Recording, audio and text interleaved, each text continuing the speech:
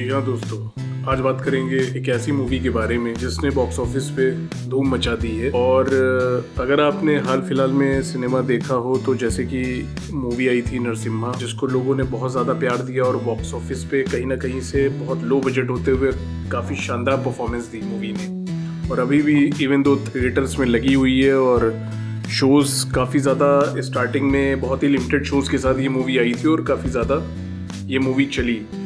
तो फिलहाल एक ऐसे ही अपने सेगमेंट की मूवी, एनिमेटेड मूवी की मैं बात करूंगा, demon slayer infinity castle arc, जो कि अभी सिनेमा घरों में लगी हुई है। और मूवी के जो रिव्यूज आ रहे हैं वो काफ़ी शानदार हैं। मांगा फैंस के लिए तो ये एक बूंद से कम नहीं है। मगर अगर आपने एक न्यूबी हैं जिनको जो मूवी देखने जा तो रहे हैं मगर और सोच रहे हैं मूवी देखने का, बट अभी दिमाग में एक डाउट है कि मूवी देखे या ना देखे, तो ये बिल्कुल वीडियो आपके लिए है। मैं आपको सिनॉप्सिस दूंगा। ओवरऑल इसके 4 सीजन आ चुके हैं और मूवीज भी इस पे बनी हुई है। तो कहीं ना कहीं से ये जो मूवी है, एक ऐसा लड़का है तांजीरो कोमोडो, जो कि एक गाँव में रहता है और अपनी फैमिली के साथ, बहुत ही हार्ड वर्किंग लड़का है, पूरी फैमिली में सबसे बड़ा है, उसके छोटे भाई बहन है और उसकी मदर और पूरी फैमिली उसके ऊपर काफ़ी ज़्यादा डिपेंडेंट है। तो वो क्या करता है कि वो कुछ अपना सामान बाजार में बेच के करके कैसे भी करके अपनी फैमिली का टेक केयर करता है, ब्रेड विनर होता है। इसी एक दिन एक अचानक से वो जाता है बाजार में कुछ खरीदने के लिए और वापस में जब वो वापसी करता है तो वहाँ पे उसको एक मिस्टीरियस कैरेक्टर मिलता है जो उसको अपने साथ एक दिन अपने घर में रुकने के लिए बोलता है। और वो ये कहता है कि रात बहुत हो गई है और अगर तुम इस टाइम जाओगे घर पे अपने तो डीमन का खतरा हो सकता है कि जो इंसान को डिवोर करते हैं, उनका खून पी कर उनको खा लेते हैं। तो उसको ये स्टोरी बड़ी स्ट्रेंज लगती है। हाउएवर वो रुक जाता है एक दिन के लिए, एक रात वो वहाँ पे स्पेंड करता है और नेक्स्ट डे होते हुए सुबह वो वापस चला जाता है। अब जब वो वापस जाता है तो कुछ बहुत ही स्ट्रेंज होता है। वहाँ पे वो देखता है कि उसकी सारी पूरी फैमिली मर चुकी है, उसकी पूरी फैमिली को किसी ने मार दिया है और वहाँ पे ब्लड है चारों तरफ। उसके भाई बहन, उसकी मदर, सब कुछ सबकी डेड बॉडी पड़ी हुई है। फाइनली उसको जाकर के लगता है कि उसकी जो बहन है नेजुको, उसकी सांसें चल रही हैं। तो वो जाकर के उसको वो उठा करके वहां से ले जाता है, लेकिन उतने में ही उसको पता चलता है कि वो डीमन में कन्वर्ट हो गई है, वो डीमन बन चुकी है और वो भी उसके ऊपर अटैक करती है। बट कहीं ना कहीं से जब उससे तांजीरो बात करता है तो वो उसको ये रियलाइज होता है कि ये उसका भाई है और उसके अंदर कहीं ना कहीं से एक ह्यूमन टच अभी भी बाकी है। तो ये उस मूवी में दिखाया गया है और उसमें एक हाशिरा की एंट्री होती है, तामियोका, जो नेजुको को मारना चाहता है। एक्चुअल में हाशिरा क्या है मैं आपको एक्सप्लेन करता हूँ। हाशिरा एक कॉर्प है, जैसे डीमन स्लेयर कॉर्प। इसमें कई सारे हाशिराज हैं डिफरेंट रैंक के। तो इसमें कुछ हाई रैंक के भी हैं, कुछ लो रैंक के भी हैं, similar to demon corp. Demon की भी एक अपनी अलग फौज है जिसमें कुछ हाई रैंक के भी हैं जो बहुत ही ताकतवर, बहुत ही ज्यादा मतलब डेडली हैं, और कुछ उसमें लो रैंक के भी हैं जो उनसे कम ताकतवर हैं but still they are deadly. Well, मैं अपनी तरफ से इस मूवी को दूंगा 9 out of 10। बहुत ही शानदार मूवी है और मुझे ये मंगा बहुत पसंद है। मैं ज्यादा एनाइम नहीं देखता हूँ बट ये है कि जितना भी मैंने थोड़ा बहुत देखा है उसमें ये एनाइम मुझे बहुत ही अच्छी लगी है। इसके एपिसोड सारे बिंज हैं और अगर आप न्यू कमर भी हैं तो शुरुआत करिए सीजन 1 से। एपिसोड बाय एपिसोड्स आपको लगेगा कि हाँ भाई, जो भी आप देख रहे हैं वो आप 2, 4, 5 एपिसोड्स देखने के बाद ऑलरेडी आप बिंज हो जाएंगे और आगे के सारे एपिसोड आप फिनिश कर डालेंगे। बहुत छोटे छोटे 20-20 मिनट के एपिसोड्स। तो काफी मतलब रिकमेंडेड ये मूवी है, आप देखिए, इसको एंजॉय करिए अपनी फैमिली के साथ, अपने फ्रेंड्स के साथ। 18 से 25 साल वाले लोगों को तो बहुत जबरदस्त लगेगी और उससे ऊपर वाले एज ग्रुप के लिए भी, अगर आप नए हैं मांगा को, तो ये मूवी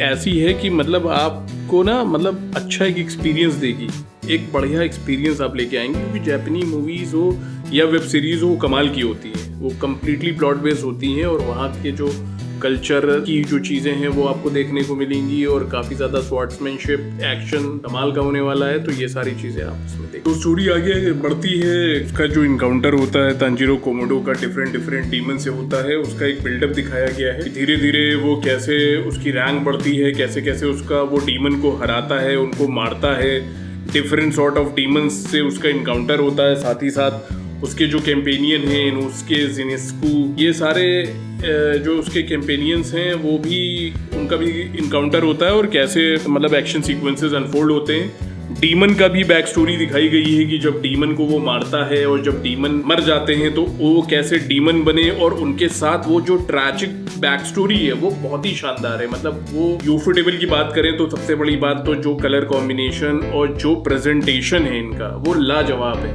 मतलब वैसा मैंने नहीं देखा, मैंने भी बहुत ज्यादा एनाइम देखी है, बट ये जो है डीमन स्लेयर जो यूफोटेबल ने किया है, हैट्स ऑफ टू देम, बहुत ही ज्यादा मतलब अमेजिंग, इनक्रेडिबल। तो बात करें तो धीरे धीरे जैसे कि दिखाया है कि तांजीरो कोमोडो के आगे के एनकाउंटर्स होते हैं, हाशिरा के साथ लड़ाइयाँ होती हैं डीमंस की, और कैसे वो हाशिरा की हेल्प करता है लड़ाइयों को जीतने में और ख़त्म करने में डीमन को। और डीमन का जो लीडर है मुजान किबुची, वो उसके साथ जो फाइनल इनकाउंटर हुआ है हाशिरास का, वो दिखाया है सीजन 4 के लास्ट वाले एपिसोड में। हाशिरा असेंबल करके एपिसोड है, उसमें आप देखिएगा। तो जो हाशिरा के जो लीडर हैं उबुयाशी, कैसे एक प्लॉट रचते हैं कि मुजान आने वाला है, उनको ये आइडिया होता है, और कैसे वो पहले से ही बता देते हैं अपने एक टॉप लेवल के हाशिरा को, गियोमी हिमेजामा को, कि मुजान इस उसमें आने वाला है। तो पहले से ही उसकी प्लानिंग करते हैं उसको मारने की, लेकिन वो सक्सेसफुल नहीं हो पाता है क्योंकि मुजान बहुत पावरफुल है। सोचिए आप कि मुजान ने ही सबको बनाया हुआ है, जितने भी डीमंस हैं, अपर रैंक या लो रैंक जो भी है। तो वो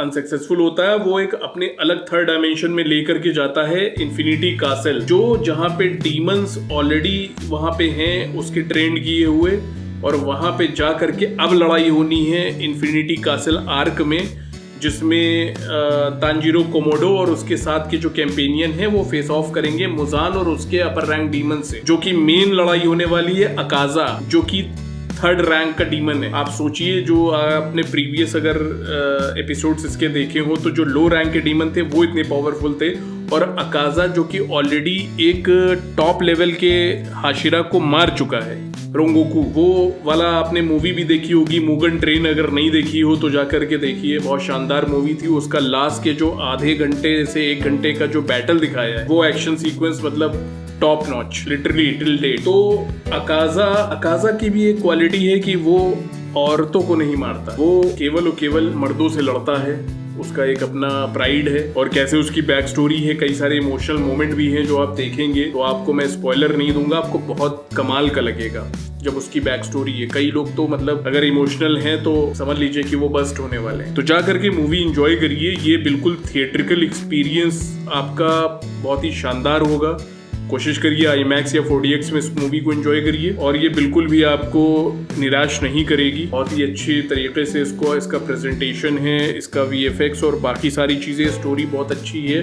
हाँ, कहीं कहीं पे थोड़ी पेस का इशू है, जो कि कहीं कहीं पे लोगों को लग सकता है कि थोड़ी स्लो चल रही है मूवी, थोड़ा फास्ट पेस चलना चाहिए। लेकिन अगर आप मंगा फैन है, डीमन स्लेयर फैन है, तो वो आप बर्दाश्त कर सकते हैं, क्योंकि उसी तरह से कैरेक्टर बिल्डअप भी है। बट हाँ, अग्री की थोड़ी सी फास्ट पेस स्टोरी ये हो सकती है। तो आप कमेंट में बताइए, अगर आपने मूवी देखी तो आपका फेवरेट हाशिरा कौन है और फेवरेट डीमन कौन।